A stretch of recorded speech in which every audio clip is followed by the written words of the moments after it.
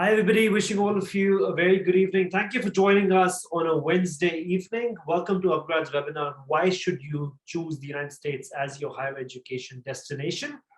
We're going to love to walk you through the United States, the student life, the campus life, the part-time work opportunities, the kind of thriving industries that the US has, what are the jobs in demand, what are the courses in demand, and largely every single reason of why you should pick the US over Canada, Australia, UK, and every other part of the world. Super glad that you guys have joined us on a weekday. Would love to ensure that every single minute that you've given to us, we're able to create value for you. We'll start in exact 3 minutes at 7:05 just to wait for a couple of more attendees. We had almost 300 registrations, just waiting for a couple of more to join in. And as soon as they're here, we will start at 7:05 sharp. Everybody else who's just joined in, wishing all of you a very good evening. Super glad to see you on a Wednesday evening. I also introduce myself. I'm Praneeth. I head the undergraduate admissions at upGrad abroad. upGrad is a higher educational organization set up in 2015. We're the largest of our kind in South Asia and currently educate about 2 million students across the world, 70 different countries in the world, 20 lakh students. Our mission, our aim, our endeavor is to ensure that we bring some of the top institutions, some of the most highest ranked universities in the world on our platform and make it easier for Indian students like all of you to start your degrees in India at 1/10 the cost, at 90% scholarships. You start the year in India, then you eventually transfer to campus when it's time for you to pursue your specialization. The Gen Ed or the general education years can still be done in India. If you're a working graduate, it gives you 1 year for you to plan how to leave your job. And while that 1 year is on, you can work and study. After a year, you've completed 1 out of the 2 years of your master's. You go there for a year, get the same regular post-study work visa and build a career abroad. For undergraduate students, upGrad abroad has tried to solve every problem, has tried to alleviate any problem that students used to have about costs, about their mom and dad complaining that they weren't mature enough, about generally having a feeling that you don't know what to do with your future, which course to pick up, which country to pick up. So we let you start your degrees in India, get everything sorted in the head, and then finally pick up the final degree in the second year, pick the right specialization in the second year, and actually earn a lot of scholarship based on your first year result here in India. With that being said, I think it's 7:05. Please join me in welcoming Mr. Ragh Singh, who's joining us from Flagstaff, Arizona. With Ragh, I am assuming it's 6:30 a.m. in the morning. So we really need to give it up for Ragh and thank him for joining us. Ragh, it is always a pleasure to host you. Great. Thank you so much, Praneeth, and certainly a big thank you to the upGrad team, and super excited to be here and looking forward to a very enthusiastic conversation about the US higher education and certainly the student life here in the US also.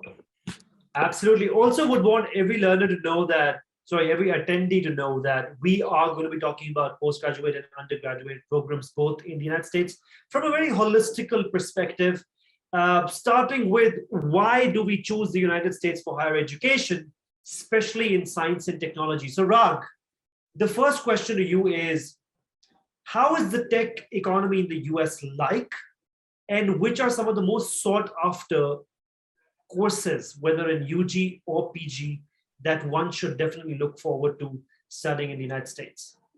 Absolutely. So what has happened recently, I think in the last 2 years, and if I may call this sort of a post-pandemic economy, there's certainly been a huge boom in terms of hiring opportunities within the technology sectors. Certainly some of the bigger firms from, Amazon to some of the major semiconductor firms, whether it's Intel or the Taiwan Semiconductor Manufacturing Company or Micron, and many of these IT companies, whether if it's in software or on the hardware side of things, there's definitely been a huge, immense sort of increase for a number of different reasons. And I think that has certainly led to a lot of hiring opportunities, including for new graduates who are looking to get hired and work with many of these organizations. Just in the last 6 months, we have seen many of our own students here from NAU, whether if it's undergraduate or graduate level, getting hired by many of these organizations, from Amazon, Deloitte, to PricewaterhouseCoopers, to Intel and Taiwan Semiconductor Manufacturing Company. And I think the information technology sector certainly is on one of the strongest hiring sprees here in the US.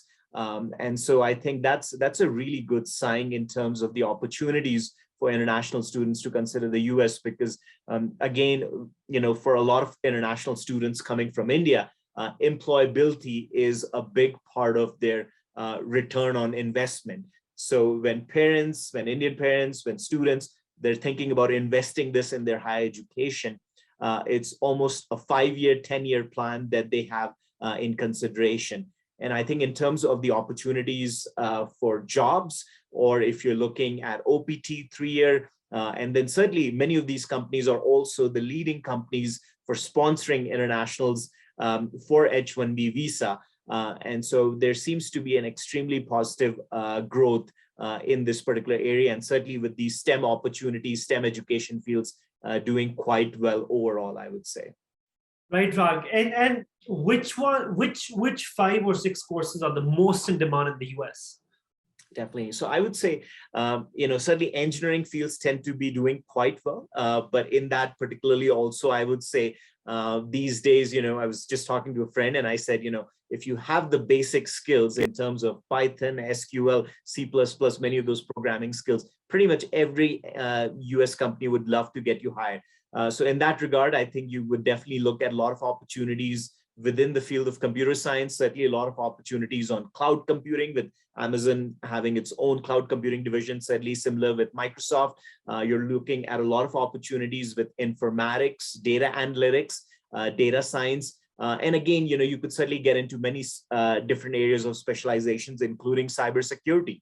So I think these companies, certainly on the tech side, business analytics, the combination of business and sort of data analytics coming together. But I would say any of these fields certainly tend to be on the higher side in terms of, job opportunities. But I would say even outside of that, there's some really good opportunities in terms of electrical engineering. There's a lot of a huge, immense increase on the hardware sector with the semiconductor industry booming. So certainly they're looking for electrical engineers. And similarly, I think, when you're looking at many other companies too, there's often the intersection of information technology and mechanical engineering coming together. One great example is the case of Tesla. And so, a lot of times people question, is Tesla an information technology company or is it a car manufacturing company? And really, again, you're seeing sort of the intersection of many of these companies coming together, and many of our mechanical engineers here in the US now working even for semiconductor industries also, again,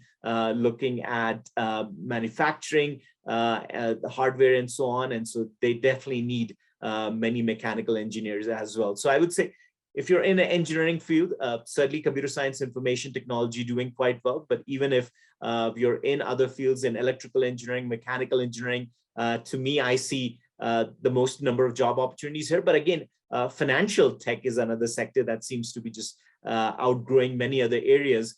So again, a lot of these intersections at play, even in that area, whether if it's financial tech, whether it's information technology combining with mechanical engineering and so on. But I would say these would be the 3, 4, 5 top academic fields that seem to be doing quite well in the US.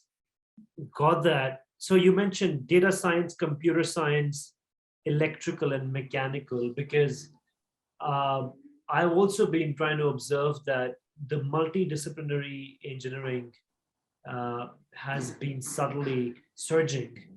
Uh, in fact, I was on your website a couple of minutes ago. Just for the attendees to know, Ragh comes from the Northern Arizona University. He heads the program and strategic initiatives at the university. At NAU's website, while I was scrolling, I saw a BS in multidisciplinary engineering, which blew me away. I thought that, I mean, we're not just so as and when we're having these new age needs, we're also developing new age degrees that can combine and coalesce a couple of engineering technologies together, electrical, mechanical, computer science, and put them together and then educate kids. Great. Ragh, how does the return on investment on a US degree look like? What's the ROI? How much does it cost to study in the US? So for all the attendees to know, I will ask Ragh right away, how much does it cost and how much is the average salary like for a science and technology graduate? But remember that with upGrad, with your undergraduate and postgraduate degrees, I will give you a figure that will take you aback, because upGrad has really tried to reduce your fee by up to 90% of a standard US degree. I'd let Ragh answer that and I'll jump in and tell you how much does a master's or bachelor program with us cost, like on campus in America. Ragh. Indeed, absolutely. So, just to kind of give you a perspective, certainly I think for if you're looking at a master's program, let's say something in computer science or data analytics, you're looking at in terms of the Indian currency, somewhere around 25 to 30 lakhs for that sort of 2-year period, certainly keeping in mind that, tuition is not the only aspect that you're looking to pay, but also, trying to take care of the cost of living, renting your apartment, food expenses, etc. Now, what makes our collaboration with upGrad so interesting and exciting is the fact that, and this is at the undergraduate level, so at the bachelor's degree, is the fact that we have a 2+2 degree with upGrad. Now, this means that instead of doing all the 4 years of your bachelor's education in computer science or applied computer science, you could pretty much do your first 2 years in India with upGrad. And we have a collaboration with them. So we have articulated all those courses. So that basically means everything that you do with upGrad in India, as part of that articulation agreement, we will count towards your bachelor's degree in computer science or applied computer science. And then you would basically come here to Northern Arizona University, finish the last 2 years, get your degree, bachelor's of computer science or applied computer science with NAU, and then go on to do your OPT, being in a STEM field for up to 3 years. So again, you have the advantages of a STEM engineering degree, getting to come to the US, getting to get that degree from NAU, and then go on to sort of build your job pathway. But at the same time, you end up sort of cutting down your cost. So for example, like for a 4-year bachelor's degree, you're looking at an average tuition somewhere around, let's say, about $17,000 per year. So calculate that for 4 years, certainly gets to an immense amount. And so from a student's perspective or even a parent's perspective, there's a lot of really good ROI when you're thinking of getting that program done 2 years in India, then coming to NAU for the last 2 years at your bachelor's degree, because you're going to save a lot in not just in terms of tuition, but also in terms of cost of living, and still get the same benefits in terms of the OPT and getting a US higher education degree as well.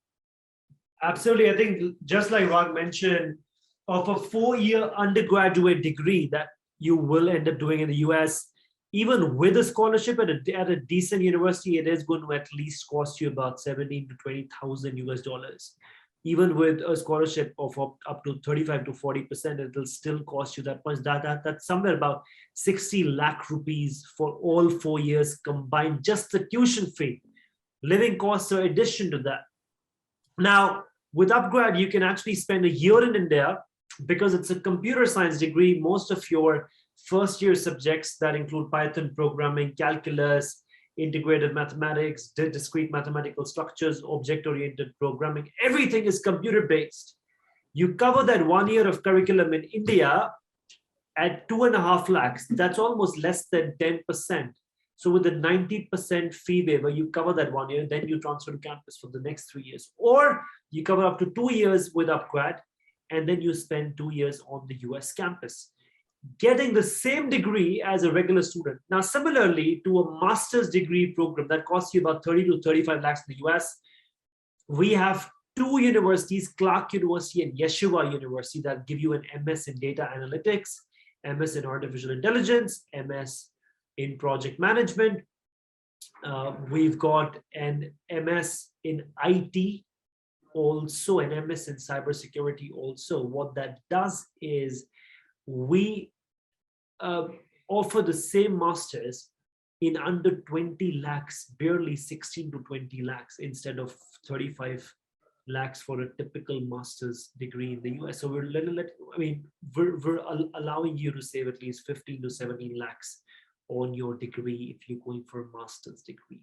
That's what we're trying to do as an organization, to make it affordable and more, dream-worthy for an Indian student to aspire towards for a US higher education. Ragh, at this point, I'd love to jump in and ask you, now that we give these these attendees a good comparison of 60 lakhs versus about 25, 30 lakhs to study in India, and a twin blended degree program, how much is the return? How much does a regular MS or Bachelor of Science graduate earn in the US?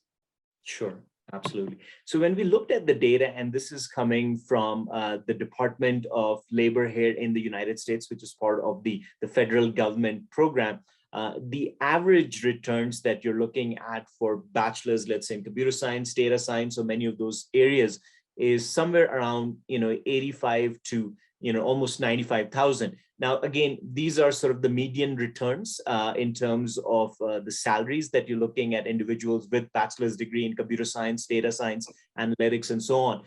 But again, I think even from that side, even from my own experience, I would say probably the lower end is somewhere around 60 to 70,000. And then, of course, the higher end could stretch anywhere from 90, 95,000 and so on. And partly, again, it's a supply-demand economy. The economy right now is in dire needs of people who have that kind of background, that very specific technical skills that companies require, whether it's hiring a data analyst or hiring a software program engineer. And I think because of that, you're seeing some exceptional salaries, even at the bachelor's level, for courses in computer science and data analytics. So I would say anything ranging from 65 to 95,000 US dollars as entry-level salaries is what I have experienced. Again, it sort of differs a little bit from company to company or individual to individual, but that seems to be pretty average. And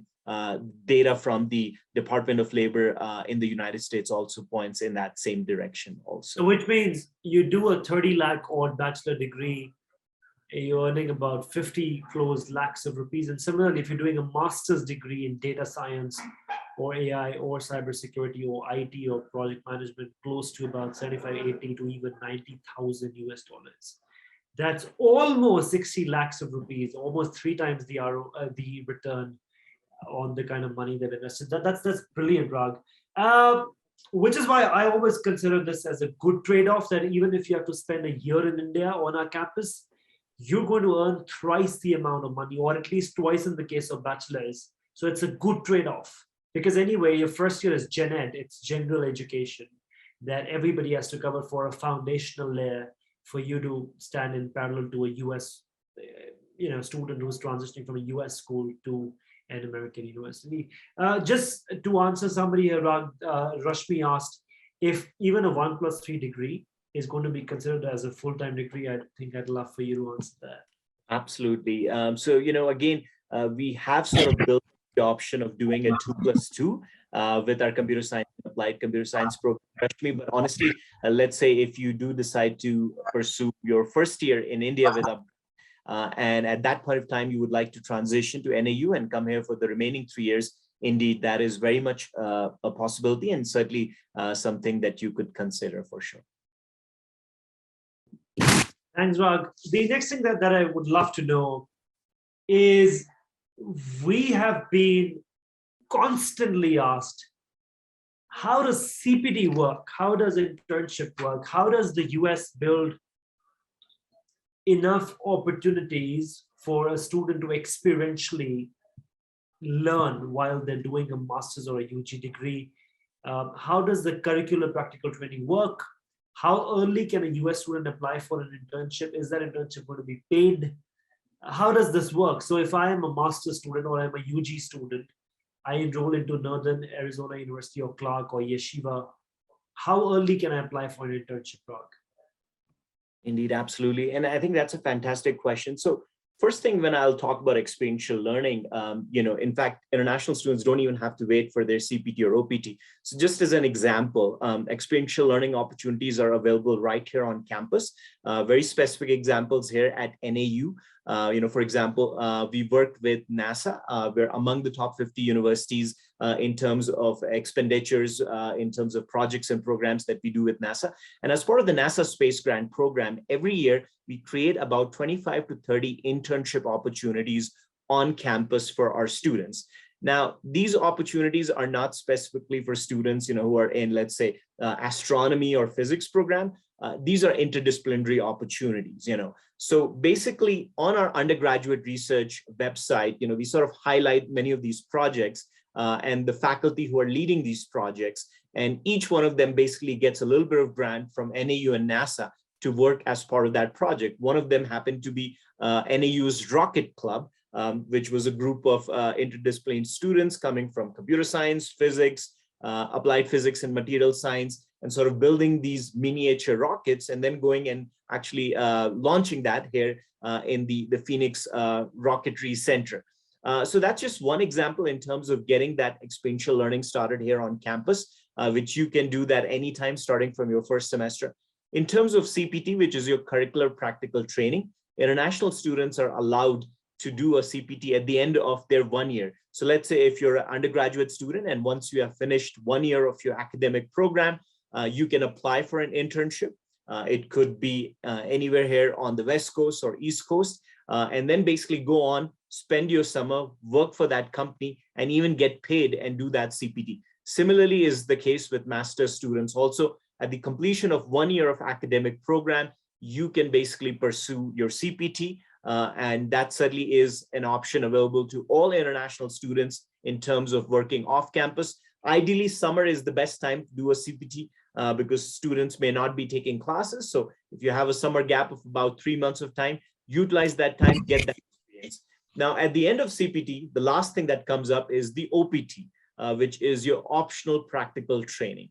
Now, the optional practical training is something that you can basically go on to do at the end of your academic program. So once you have completed your bachelor's degree or your master's degree, you can apply for a job, and then basically go and work for that company on an OPT. And as a STEM major, that could be basically for up to 3 years. So that's a huge benefit being a STEM major. And then usually in that 3 years period, the company basically will sponsor you for an H-1B, and then you will eventually transfer or transition from an OPT to an H-1B visa, which is sponsored by that company. So essentially, again, in terms of experiential learning, plenty of opportunities on campus. Then, of course, you have the CPT at the end of the first academic year, which you could pursue anywhere off campus, also get paid. And then, of course, the OPT, which you could go on to pursue at the end of your academic program. And that could be basically up to 3 years if you have a STEM major.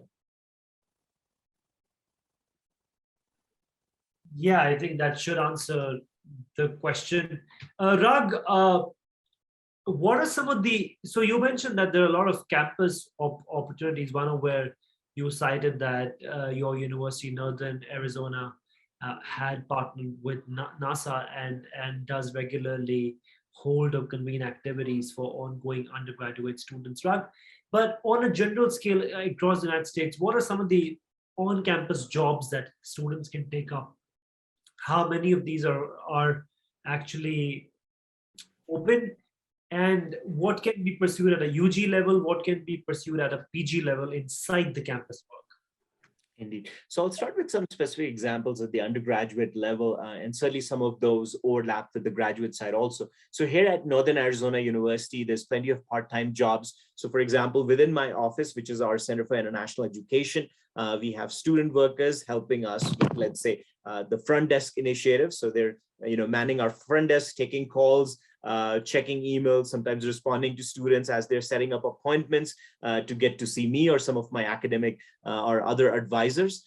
Similarly, on campus, you have about 27 dining halls. You could be working there in many different roles.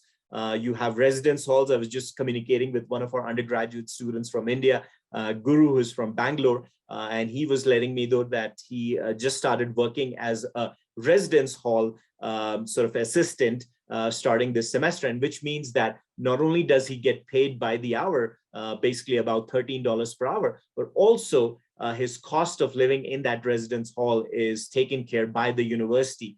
So, certainly working as a residence hall assistant, that's a great opportunity. Similar part-time job opportunities working in the library, sometimes working as a grader to a faculty member, or similarly, working in our broadcasting station here on campus. We have our own public broadcasting station, as well as a radio station and so on. So these are just some examples of part-time jobs on campus. Now, as a graduate student, of course, you have the added benefit of working as a graduate research assistant or graduate teaching assistant. I will say those positions tend to be quite competitive in nature because they provide a very good stipend. They take care of your health insurance, as well as take care of all your tuition. So your tuition is basically taken care of. You don't have to pay anything. So again, those tend to be a lot more competitive in nature. You have to sort of prove yourself to a faculty that you would be a good fit to work in their research lab. But again, as a graduate student, you certainly have opportunities working as a graduate research assistant, teaching assistant, and so on. So again, all of these opportunities, whether it's undergrad or grad level, this is something that international students can do starting on the first day of their arrival here on campus. Basically, during your fall and spring semesters, you can work 20 hours per week. And let's say in the summer semester, if you're not taking classes, you could basically work up to 40 hours per week. And similarly, even in your winter break, you can work 40 hours per week. And here at NAU, you're looking at minimum wage being anywhere from 13 to 15 US dollars per hour for those part-time jobs on campus. Great, Ragh. I think that does answer more than what we were expecting. Ragh, at this point, I think I'd like to jump in and answer a few questions that these attendees have been asking. I'm an art student. Basant says I've been my 12th in 2018. After I'm pursuing my BA, which course is best to study in the US for a settlement program and low cost, obviously. So Basant, for an art student, I can definitely put that question to Ragh. What is it that Ragh thinks is a good course when it comes to liberal arts or humanities? Ragh, over to you. Sure. So my undergraduate in India, I came from sort of a humanities side as well, sort of similar and close to the liberal arts perspective. I would say right now, if you're looking at any of those areas, perhaps in liberal arts, humanities, one of the academic programs, and I know this sort of is intersecting on social sciences also, is certainly the field of mass media and communications. I think, again, anytime that you're looking at a field which may have some technical knowledge, it will certainly set you apart. So even if you're working and pursuing a program in documentary filmmaking, or perhaps similar to public relations, corporate communications, these are some very specific skills that you will learn as part of a media degree. Similarly, I would say there's certainly opportunities in a number of other liberal arts field, whether it's history, whether it's looking at areas in gender studies and so on. And I think one thing to keep in mind is that a lot of times people, even with those liberal arts humanities degree, may go on and pursue, let's say for the master's program, an MBA program. And the combination of that is certainly something that interests a lot of these corporate folks.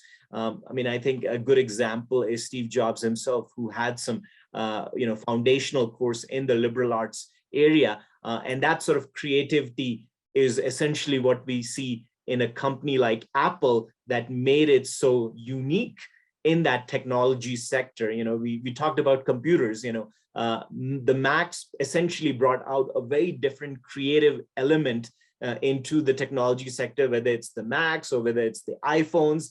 And that's a great example of why, there's not just been a push for STEM, but STEAM fields, science, technology, engineering, arts, mathematics, because I think the intersection of that knowledge certainly adds to the creative element, which is much appreciated in the STEM area also. And I think Apple is an excellent example of that. Yeah. Absolutely. I think that makes complete sense. Do my master's degree from upGrad, do I get the OPT of 2 to 3 years? Yes. So with our master's degree, because you're spending the one complete year, the second complete year in the United States, you will get a 3-year typical visa, 1+2, 1 year of standard, 2 years of extension.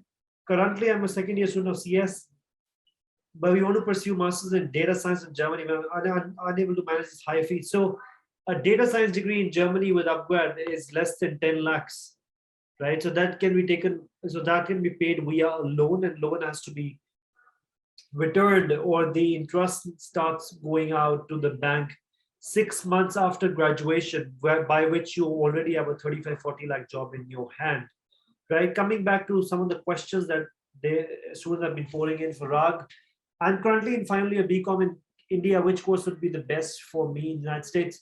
You could take up a Master of Science in Project Management, or you can take up an MBA. We'd soon have an MBA also in the United States. What about Project Management scope in the US? Because of upGrad offers me in Project Management from Clark University. I think that's something that I can push to Ragh. Ragh, what do you think is the scope of Project Management as a degree in the United States? Definitely a lot. I think there's tons of project management, project manager jobs that are opening up right now. Whenever I'm sort of, helping our students and looking at opportunities right now, if you open up LinkedIn, I think there's tons of project manager opportunities out there. I think even within the tech sector, I think after a certain level, from the entry level aspect, if you are looking to grow, probably having some kind of management background or experience really helps. So, a lot of my friends who are now in the tech sector often go back and do certifications in project management and similar sort of, skills to add to their resume. And, in my conversations with them, the big idea here is that you can do quite well in the tech sector and certainly get a quite handsome salary. But eventually, if you would like to get into the leadership role, even in tech sectors, you're looking to have a little bit of that project management background, some management experience. So I think certainly lots of opportunities there in project management. Similarly, business analytics is another area which sort of intersects with business and information technology, data analytics. And I think that seems to be doing quite well. So I think both of those academic programs, I would say, would be exceptional if you're looking at the combination of management and IT skills coming together. Thanks, Ragh. I think we've answered every question on the Q&A button. Very sorry, excuse me. I'm currently working for an MNC into operations side, lost hands-on experience coding. Can I enroll for masters in AI? Well, yes, as long as you come from an IT background, you can enroll for masters in artificial intelligence through Yeshiva University. One of my counselors will get in touch with you, or you can drop me an email. I'm currently pursuing my engineering electronics. Am I eligible for pursuing MS in IT? Yes, you are eligible to take up MS in IT, not computer science. What about project management scope? Ragh has beautifully answered this. Do companies give importance to any kind of prior experience in the field? Absolutely, yes. If you're a master's aspirant, your profile is your game, right? That's the only playground you have. And also, I think the more job experience you have, the more relevant it makes you to apply for a certain program. And also take Ragh's remarks there.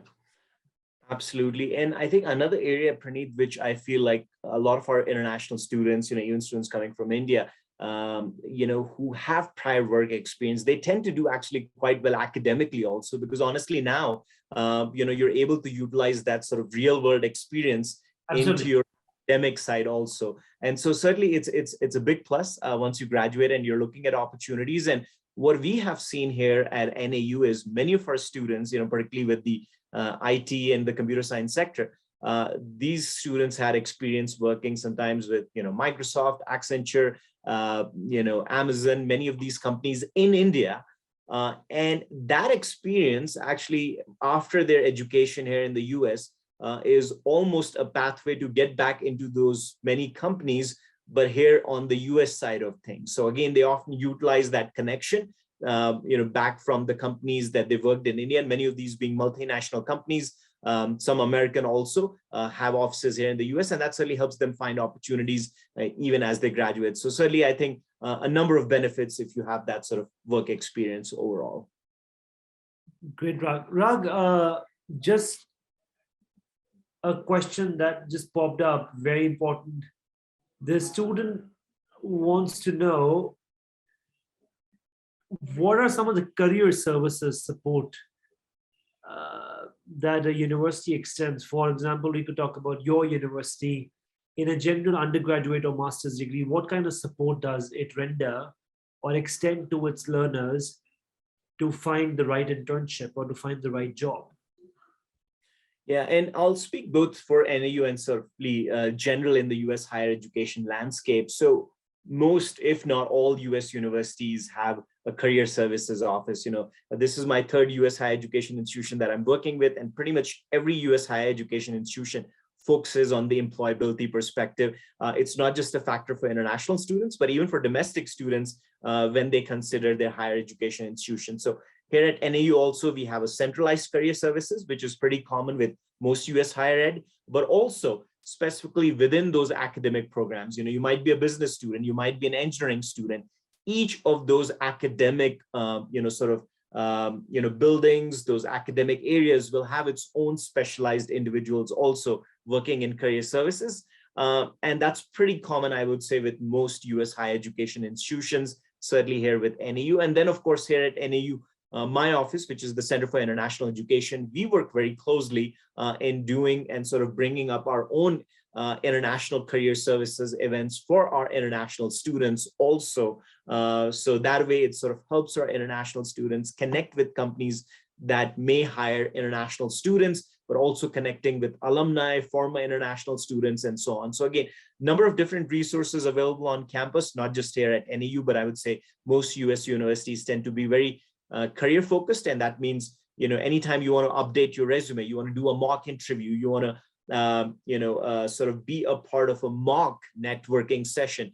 These are events that US universities constantly have on their campuses. And the idea is for students to be better prepared to deliver their 20-second pitch, the elevator pitch, as we call it, or certainly, update their resume, their LinkedIn profiles, and be better prepared just to find those opportunities, get to that database, utilize the best, verbiage there to look for the opportunities that they're looking in terms of internships and jobs and so on. So all of these services are part of the academic experience, the sort of the overall comprehensive higher education experience that you receive at a US higher education institution.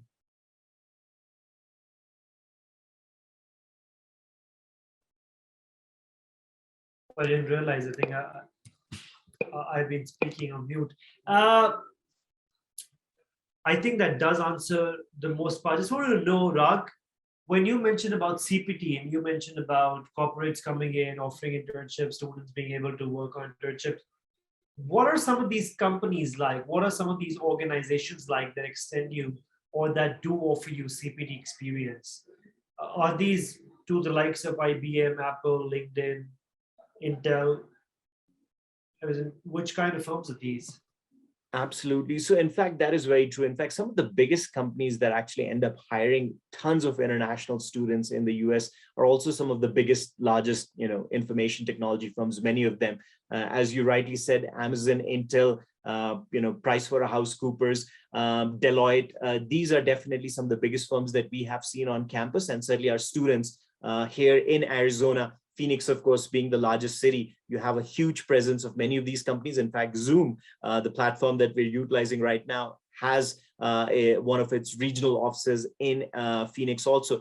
So here, certainly at NAU, we've certainly seen a lot of our students get absorbed in many of these companies. But in general, too, I would say that some of the larger firms often are the ones that have the easiest process because they have the lawyers to sponsor you eventually as you're looking at H-1B and sponsorship and so on. So certainly I would say, my advice to every international student is when you start looking at your OPT or jobs, look at companies that may also look at sponsorship also, because in the long run, that's what you want. In many cases, perhaps you want to get sponsored on an H-1B. So I would say definitely, I think the larger firms, but there are a lot of startups also. I think we're seeing a lot of startup companies, whether on the West Coast or certainly even on the East and the Midwest, who are willing to sponsor and get good talent. And the good news is that many of the CEOs or the leading executives in these organizations tend to be people who are, sometimes former international students, Indian origin folks, and they are certainly willing to hire the best talent and not sort of limit that to just the domestic population. So I think if you have the skills, it's easier to connect. Certainly the bigger companies are the ones that we see absorb a lot of international talent, but even many of the startups, I would say in the smaller scale, are looking at quality and talented people. And with an international background, these folks are willing to hire international students also. Got that. And I also remember you mentioning about some of your students on their CPTs working with Deloitte, PricewaterhouseCoopers, Intel, I think. So you're saying that even on a CPT, they must apply and they should apply, or at least aspire to apply to some of the employers that they feel can retain them for an H-1B. Right, I get the point. There's somebody in the Q&A box, Ragh, who wants to know what is the better option, MS in artificial intelligence or cybersecurity or project management? What do you recommend, Ragh? Although it's very subjective, I'm sure it depends on the person's history, but would love to see your remarks based on what is it that's more thriving in the United States at this point. Yeah, I think cybersecurity is definitely an area that is probably going to immensely grow. I mean, it's still growing, but I think in the long term, 5, 10, 15 years, that's an area that I think there's going to be a lot of opportunities and growth. So for example, here at NAU, there's a lot of research projects that our students work on in the area of cybersecurity. Many of them that are funded by the National Science Foundation or even the Defense Department. Now, what sometimes international students don't realize is that international students are not limited to Defense Department projects in every area. There's sometimes some projects which might be very specific to a certain project that they may be limited to, but that's an area which I think has a huge, immense growth. And I mean, I think the current situation, obviously, in terms of world affairs sort of highlights that I think, cybersecurity is going to be pretty much a concern for every major organization, whether you're a higher education institution, or if you're an IT firm, or if you're a sort of an accounting firm. Everyone will need to protect its assets, its information, and so on. And it's almost become a part of a division. Certainly here is in NAU, we have, as part of our IT team, we have folks who are specialized in cybersecurity, and then companies who we sort of outsource some of our work working in cybersecurity. So I do see a huge opportunity, but again, I think AI and project management, those are all certainly good opportunities. In terms of AI, we're already seeing here on our campus, we have these bots by this company Starship that basically deliver food for our students, and this is becoming pretty common on many of actually US education institutions. So for example, let's say if I'm sitting in my office, if I want to get a cup of coffee, I don't even have to walk to the Starbucks next door. I basically just open up my app, and basically someone from the dining hall is going to put a cup of coffee, a croissant, if I am feeling a little fancy for breakfast that morning. And basically a bot is going to deliver that to my building on campus and let me know that my food has arrived. So that's, again, just another example of, how AI is sort of, changing. No one could have imagined that even a few years back, and so on. So I think both AI, cybersecurity, I think certainly have a lot of opportunities. Project management too, again, if you have some IT skills along with that management skills, I do think that will certainly go a longer way also. So really depends on what you want to do and how you want to stand out as an individual. But I would say if you have a specific interest in any of these areas, go with that, because eventually it's your passion that will take you that longer way, not just the job opportunities, because honestly, jobs do exist in all of these 3 areas. Got that, Ragh. I think you answered most of the stuff. I think for some of the, so we still have some questions. I'm interested in human-computer interaction. Does it come under AI? Well, it comes under both machine learning and AI. Um, you must talk to a counselor. I'm just going to put my email address, and I think we connect you to somebody from Yeshiva University that offers you a course in Master Science and Artificial Intelligence. They're going to be the right ones to guide you. Also, for a while with the undergraduate program, you're studying on campus in Mumbai, the upGrad campus, the upGrad Learning Center in Mumbai. Your master's program can be covered by you even while you are working. So 1 year of, say about 8 months of the Indian portion of the master's degree in US can be covered while you're working. After about 8 to 12 months, when you finally have your visa, you can then transfer to campus and complete 1 year of education, 12 months of which after you can get your CPT if you would like to work on internship at all. And if not, then you can apply for a 3-year OPT. Nazneen says, I'm pursuing BCA, so which one is the best course for me to do master's in USA?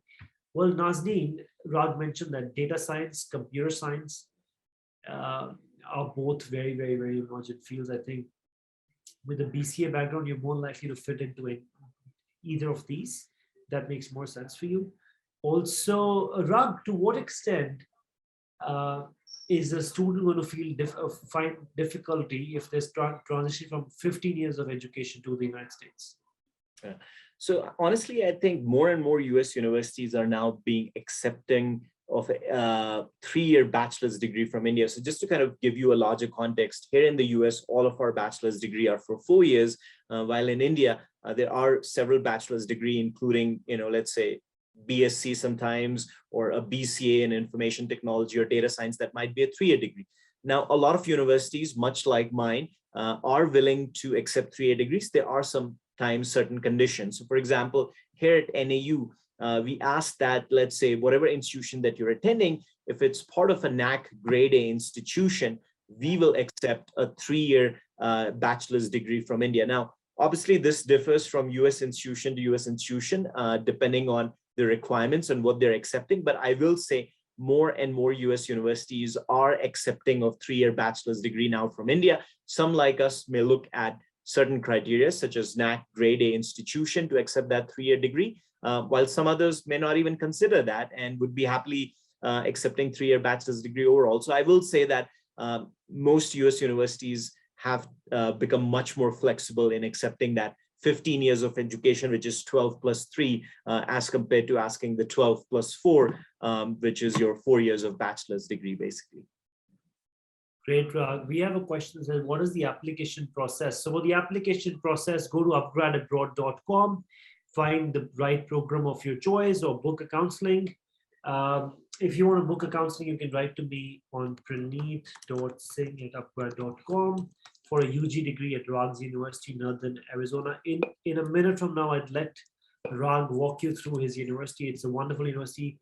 Out of the 5,300 universities in the United States, it's ranked 46 for its engineering and technology programs. For postgraduate counseling, you should definitely hit our website, upgradabroad.com. I will give you the hyperlink to that. Well, there you go. The application process is very simple. You have to be you have to be a bachelor's holder with minimum of 58% marks if you're a 3-year degree holder, and 65% marks if you're a 4-year degree holder. The NAC rating has to be at least A for you to apply to either of Clark or Yeshiva. For Ragh, if you want to apply for a bachelor's degree, you have to have at least 55% marks in your grade 12th. And if you score 70% marks in semester 1, semester 2, you're entitled to $30,000 of scholarship if you're transferring after year 1. If after year 2, then of course 20,000. Which basically means $10,000 of subsidy every year. The first year is 2.5 lakhs. The second year, if you're spending in India, is 1.5 lakh. So almost 90% of waiver there. In the last two, you have another additional waiver of almost 40%. So you're almost doing it the entire degree at half the cost, less than half the cost. We have a question here. Can I apply for a master's degree in humanity and social science in Canada? I go, yes, just write to me. I will put somebody in touch with you. Ragh, I think now will be a great time um, to walk us through the Northern Arizona University, some of the programs and the campus and the residence halls.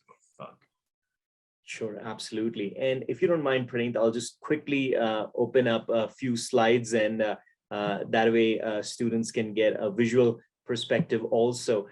So again, certainly a lot of good things about Northern Arizona University. And I'm just going to quickly run through it because I know we've already gone through a number of questions and talked a lot about these things. So we, of course, Northern Arizona University, are a public research institution based in the southwestern part of the US in Flagstaff, very close to some of the major metropolitan cities, Los Angeles, certainly tourist attractions such as Grand Canyon and Sedona, but also one of the major upcoming cities, Phoenix, which is now among the 5th largest metropolitan cities here in the US also. We are very much a college town, Flagstaff, and again, you're looking at the overall population here in town being around 70,000. In terms of the university, of course, we're a public research institution, more than 120 years old. We have about 22,000 plus students, 1,300 international students representing 80 plus countries, and we offer more than 150 academic programs, bachelor's, master's, as well as some PhD options too. We talked about, the student life today, and so I just wanted to kind of highlight, there's definitely a lot of research opportunities here at NAU. We're among the top 100 institutions without a medical school ranked for the National Science Foundation. So the National Science Foundation is the big organization here in the US that funds a lot of research and academic grants to US universities. We talked a little bit about the NASA Space Grant Program and NAU being among the top 50 institutions that works with NASA on a lot of different projects, including the Space Grant Project, which offers 25 to 30 internships on campus for a number of our students working on different interdisciplinary areas as well. Student-led research, I mean, this is just example of different students involved in different areas. Jason Libby, he's a computer science student, but he's basically trying to solve the mystery of what's happening on Pluto's surface. And fun fact, Flagstaff is the town where the former planet Pluto was established and discovered in 1930. So fascinating research. Mackenzie here in the creative media side is looking at building her own documentary. And this year, actually in about a month at the Undergraduate Research Symposium, she is going to premiere her documentary called Borderlands, talking about why people migrate, particularly from countries like Mexico and many other Latin American countries and so on. Then we have students looking at the utilization of big data and seeing if that could make them big money, basically investing at the right time and when to make that decision. And then you have students who are building softwares to do better research in microbiology and so on. So these are all just examples of student-led research.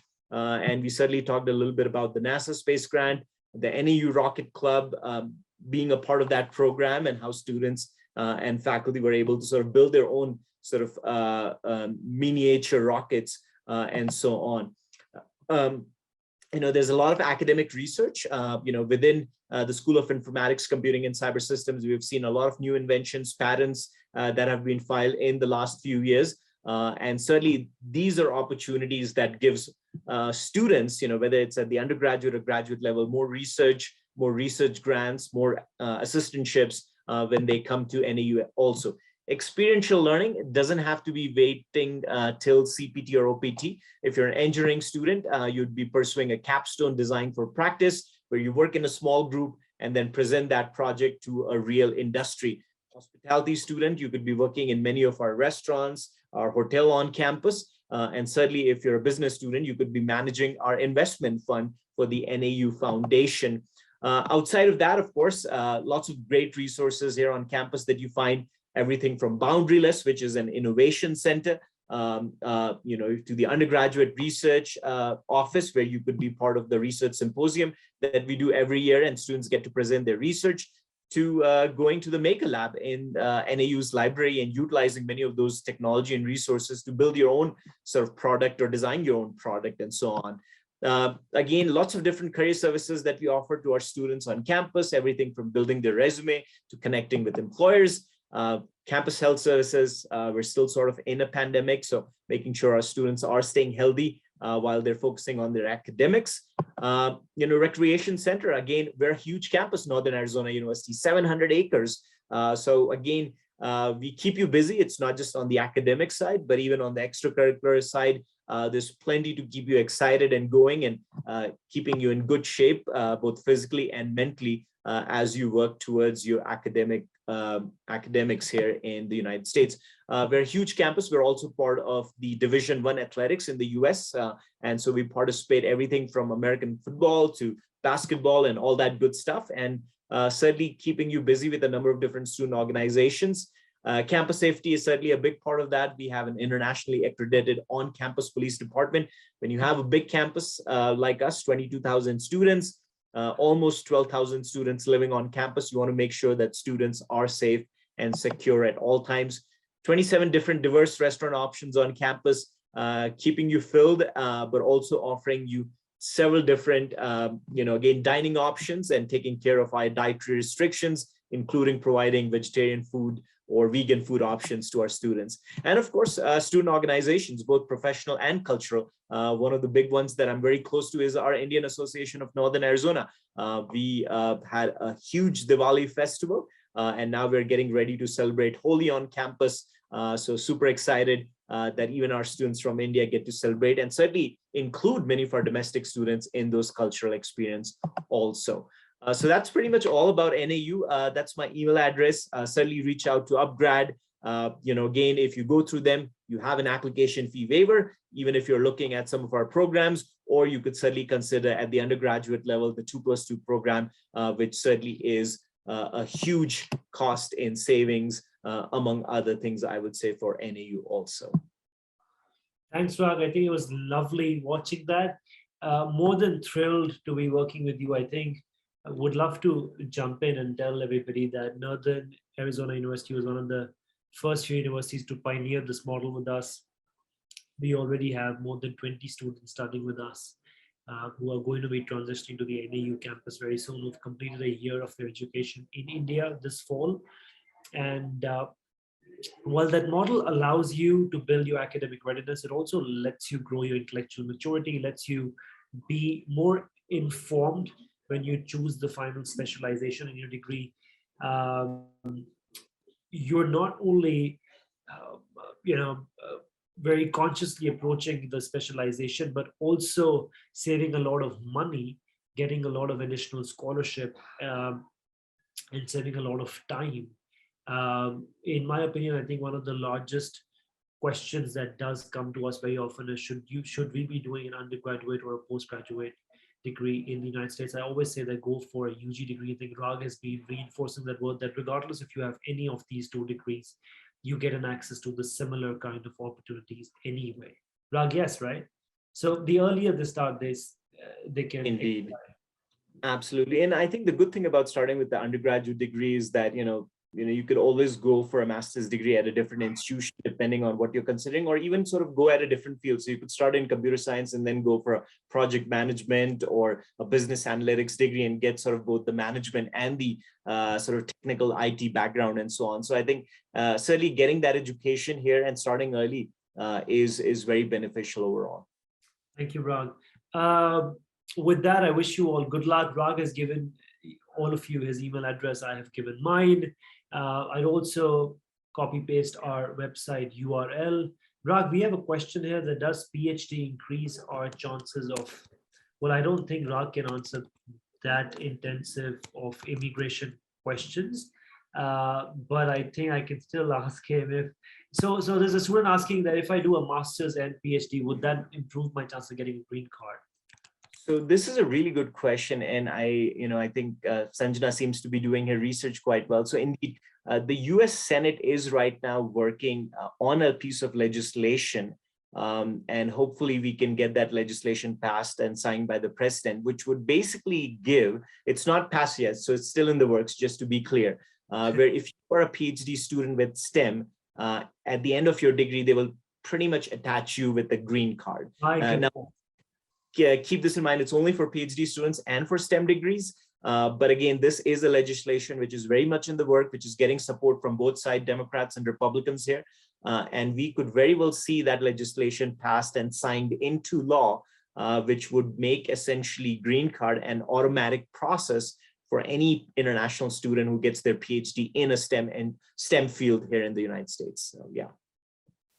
Well, I think a bipartisan agreement on a progressive clause like that should get, a lot of students aspiring towards a STEM PhD. I think that does make sense. We rarely get a bipartisan thing pushed across in the Senate. I think that if it's passed, I think it'll do wonders. Indeed. Do wonders. Thanks, Ragh, for being here, for addressing all the doubts, the questions, the queries. I must say that I'm absolutely blown away by the campus life at NAU. Looks very good. I think while I was a student in the US, I used to love and enjoy the campus clubs. I used to be part of the entrepreneurial club. And I think these clubs add a lot to your personality, add a lot to your general skill set, improve your capabilities, and does make a lot of difference. Thank you very much, Ragh. Any final word to these students who are aspiring to study in the United States?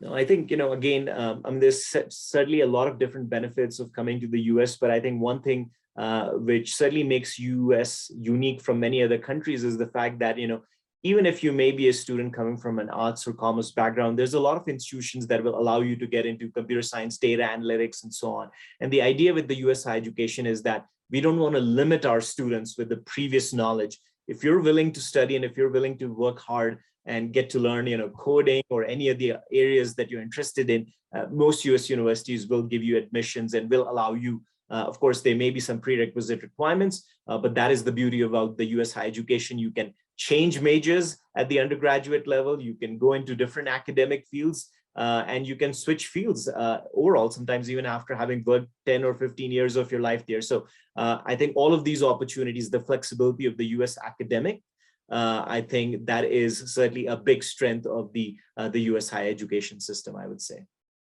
Thanks, Ragh. Yes, that does make a good case. I think the democratization and flexibility of education is the future. And I think there's not going to be a long time before we have a microcredit set of courses that stack up to fill 120 course credits, and then we finally stack them up to build a degree of our own choice with AI, arts.